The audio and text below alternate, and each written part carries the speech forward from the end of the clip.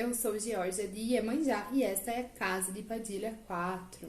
Antes de mais nada, curta, comente, compartilhe e salve para assistir depois e sempre ter acesso a essas informações. Hoje eu gostaria de falar sobre o Exu Sete Crânio.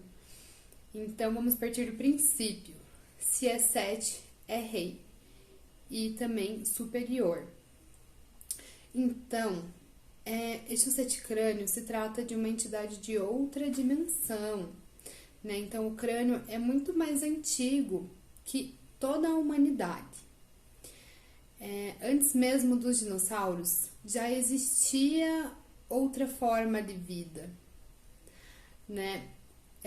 Existiam outras espécies e também outros planetas e dimensões. Então, quem carrega este Exu tem um dom mediúnico incrível. É capaz de trabalhar até a sétima dimensão com ele, né? Então, também é pirado da cabeça. Por causa dessas viagens astrais, né?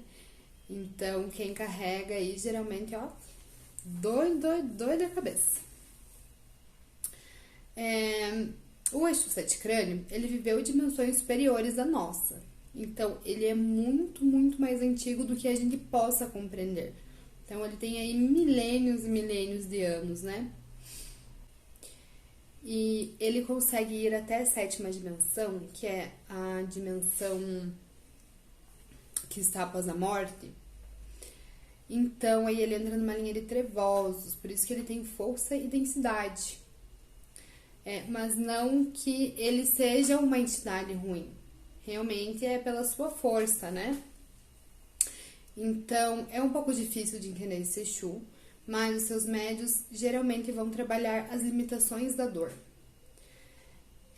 Então, nessas viagens astrais tem muita simulação da dor. Então, quando ele está incorporado, ele pode até queimar a mão, trabalha com fogo na mão, mas isso é próprio da entidade. E também não significa que vá queimar o médium, né?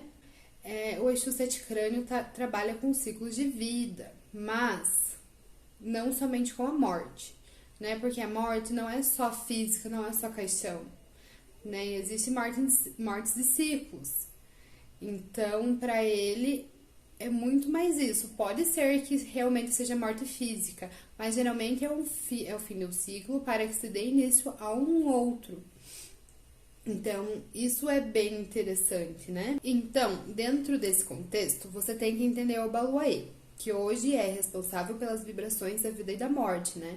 Então, quem decide isso é ele. Então, também quem carrega Exu Sete Crânios tem força para trabalhar com magia negra. Pode ter um afeiçoamento com o luciferismo, né? O luciferianismo. Pode chegar até a cultuar entidades como a Lilith, o Beelzebub. Vai ter grande afinidade com essas magias anteriores. O Sete Crânio vem de outra dimensão, então ele vai entender muito de psicofania e extraterrestres, porque na realidade ele é um, né? Então aí isso é bem legal, bem interessante, porque ele veio de outra dimensão como historiador, para conhecer a humanidade, né? Então, também ele não teve uma morte física. Então, aí, por isso que a morte para ele não é a morte em si, né? Se fecha uma porta e simplesmente se abre outra. Quando ele passou pela Terra, ele estava muito superior à humanidade. Então, quando ele passou pela nossa humanidade, ele não teve uma morte física, ele só se compactou, né? Então, por isso que eu disse que para ele a morte é algo simples, né? Fecha-se uma porta e abre outra. Então, geralmente os seus médios acabam sofrendo com essa instabilidade, porque eles têm mudanças muito radicais na sua vida, né? Términos de relacionamento, mudança de cidade, de casa, de país. É muito difícil que eles consigam uma estabilidade na vida. E também seus médiums buscam muito palavras diferentes. Então procuram isso em outras línguas e tem grande afinidade com músicas estrangeiras, né? O Exu Sete Crânio também cobra muito de seus médiuns para que entendam outras linguagens, né? No mínimo 7. Pelo menos ele quer que você conheça as suas linguagens nativas, né? Aqui da Terra. E também, médiuns desse Exu podem vir a usar drogas pelas vibrações densas, mas isso não quer dizer que ele quer que você use drogas, muito pelo contrário. Ele quer que você conheça, que você entenda, mas pelos estudos. Então, nunca nenhuma entidade vai querer que o seu filho use drogas, né? Então, tem que se atentar muito e cuidar disso. Então, ele viveu dimensões trabalhando na vida terrena. Então, esse Exu, quando passou por aqui, ele usava poucas roupas. A sensibilidade dele de frio e calor é muito diferente. Então, se você começar a observar os médiums homens desse Exu, você pode ver, vai estar um frio de doer, de lascar, eles vão estar de calção. Bem assim, e também você pode medir a temperatura deles e nunca vai estar igual, né? Então, é uma coisa maluca, mas realmente acontece, né? Então, eles têm muita variação de temperatura no seu corpo. Então, vamos entender como é que funciona toda essa história aí do Exu Sete Crânio.